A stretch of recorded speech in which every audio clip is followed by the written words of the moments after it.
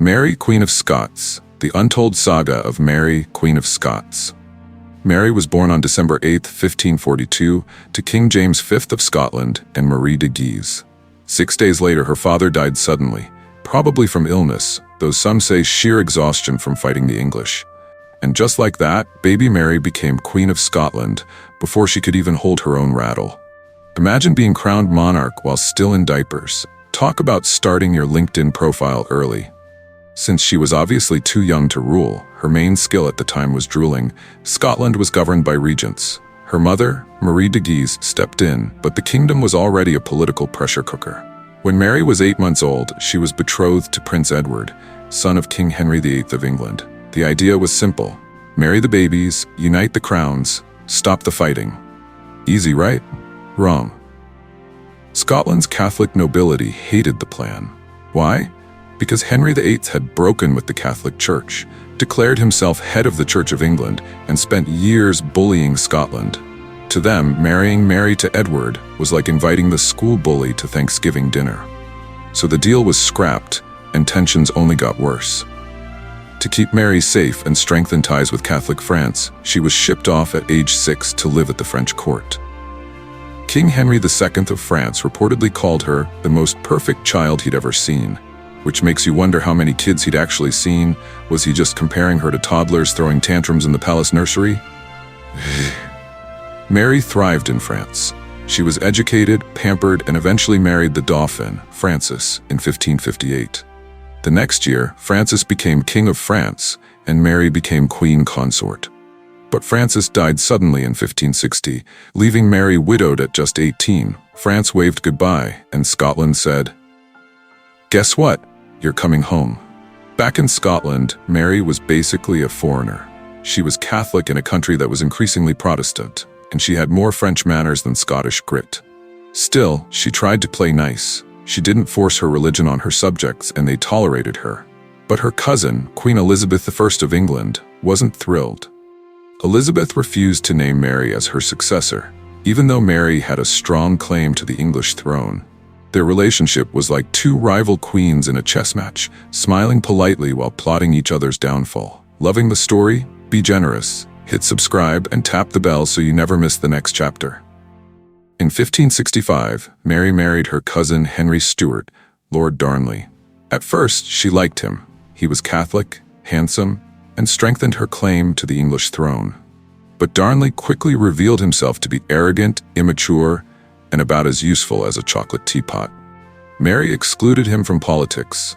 Their marriage soured, and even after she gave birth to their son James in 1566, things didn't improve. Divorce was risky. It could ruin her reputation and cast doubt on her son's legitimacy. But fate intervened. In February 1567, Darnley fell ill. Instead of recovering in Edinburgh, he went to Kirkerfield. On February 10th, the house he was staying in exploded. Yes, exploded, thanks to gunpowder. But here's the twist. Darnley wasn't killed in the blast. His body, and that of a servant, was found in a nearby orchard, partially clothed and apparently strangled or smothered. So was he blown up? Strangled? Smothered? All three? Historians still debate it, but one thing was clear. This was no accident. Mary's enemies immediately suspected her and James Hepburn, Earl of Bothwell. Bothwell was tried but acquitted. And then, in the most eyebrow-raising move of the century, Mary married Bothwell just weeks later. Talk about bad optics. Picture this. James Hepburn, Earl of Bothwell, already had a wife. Yes, a wife. But according to Claude Nau, Mary's secretary, Bothwell told Mary he was divorced, or in the process of divorce. Translation: "Don't worry, babe, it's complicated." Mary, for her part, claimed she had been abducted and forced to marry him. Was it true? Was it a cover story? Either way, the marriage was about as popular in Scotland as a bagpipe concert at 3 a.m. Both Protestant and Catholic nobles accused Bothwell of trying to usurp the crown. The nobles weren't having it. Bothwell was eventually exiled, fled to Denmark, and plot twist, King Frederick II threw him in jail. There, Bothwell slowly went mad, locked away in solitary confinement until he died in 1578.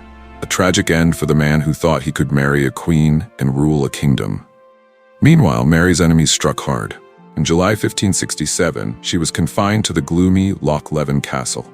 On July 24th, she was forced to abdicate the throne in favor of her infant son, James VI. Her half-brother, James Stuart, Earl of Moray, became regent. Mary's time at Loch Leven was brutal. She suffered a miscarriage, losing twins likely fathered by Bothwell. The cause was unknown, but the grief was immense. Mary wasn't about to sit quietly. On March 25, 1568, she tried a daring escape. She swapped clothes with a laundress who regularly visited the castle. Mary covered her face, carried dirty linens, and headed for the boat. It was genius, until one of the men noticed her delicate white hands. Queenly hands betrayed her. She was recaptured, and the masterminds, George Douglas and Cousin Willie, were expelled. But fate wasn't done with Mary. In one of history's most questionable HR decisions, Sir William Douglas allowed Willie back into service. Big mistake. On May 2, 1568, Willie stole the key to Mary's cell from a drunken Sir William and whisked her away. This time, success. Mary was taken by boat to George Douglas and her supporters. Mary rallied over 6,000 nobles, churchmen, and commoners ready to fight for their queen. On May 13, 1568, her forces clashed with the Protestant army led by her half-brother James Stuart, Earl of Moray. It was half-sibling rivalry at its deadliest. But Mary's army was routed in less than an hour. Her dream of reclaiming the throne was shattered. Defeated, Mary fled south. Her first thought? France. She hoped to find refuge with her former mother-in-law, Catherine de Medici. But the odds of reaching France were slim.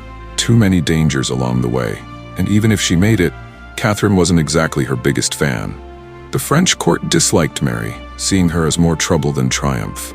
That left one option: seek protection from her cousin, Queen Elizabeth I of England. On May 16, 1568, Mary crossed into England. Catherine de Medici, despite not being terribly fond of her former daughter-in-law, wrote to Elizabeth urging her to treat Mary with kindness. And so, Mary arrived in England, thinking she would find safety. Instead, she had just walked into the lion's den. Elizabeth saw her not as a cousin in need, but as a rival claimant to the throne. The stage was set for the final act of Mary's tragic story. Mary's arrival in England was met with skepticism. The Earl of Moray wasted no time naming her as an accomplice in the murder of Lord Darnley. Elizabeth oversaw proceedings, but Mary refused to answer the charges. Why? Because she was an independent sovereign and insisted England had no authority over her.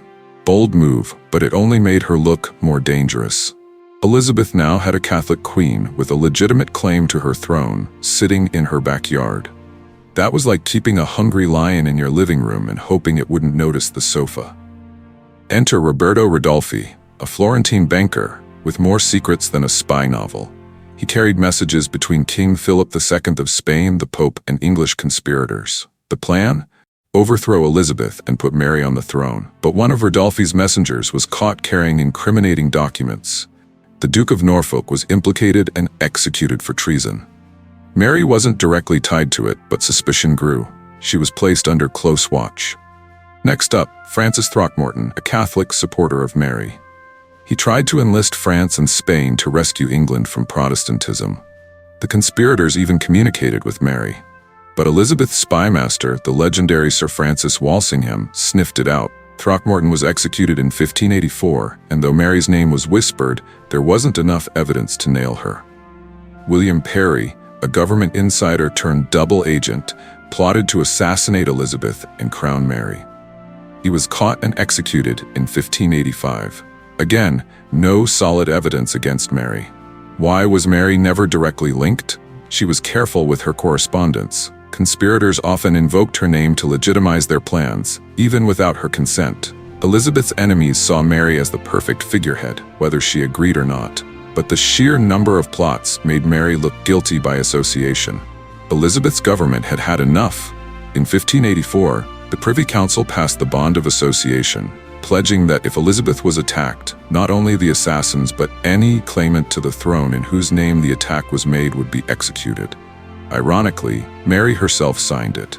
Then in 1585, Parliament passed the Act for the Queen's Safety, declaring that any successor involved in a plot against Elizabeth would be disqualified. Translation: Mary, we're coming for you. This was the big one.